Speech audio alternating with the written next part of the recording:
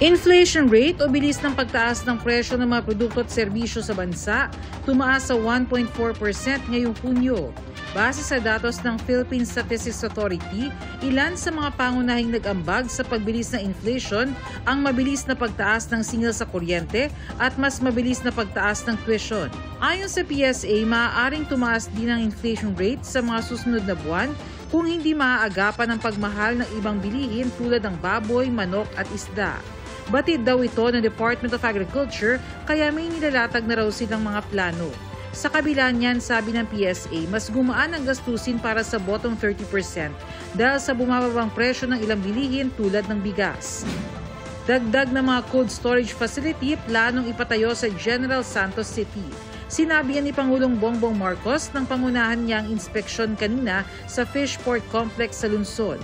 Matapos marinig ang hinaing ng mga mangingisda, kaugnay sa kalidad ng mga isdang umaabot sa merkado. Tututukan din daw ng Pangulo ang pagtugon sa problema ng mataas na gastusin sa pagbiyahe ng mga nahuhuling isda. Magtatayo tayo ng mga fish port, mga agricultural port para mabawasan ang ating transport cost, pati ice plant para doon sa maliliit na bagsakan, mayroong pagkukuhanan ng yelo para hindi lamang para doon sa lugar, para paglabas, paglalaot ang mga bangka, may dalang yelo para laging sariwa yung inyong huli. Nanguna rin ang Pangulo sa pamamahagi ng tulong pangkabuhayan sa maliliit na mangingisda.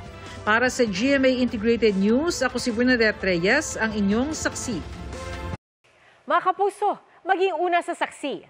Mag-subscribe sa GMA Integrated News sa YouTube para sa iba't ibang balita.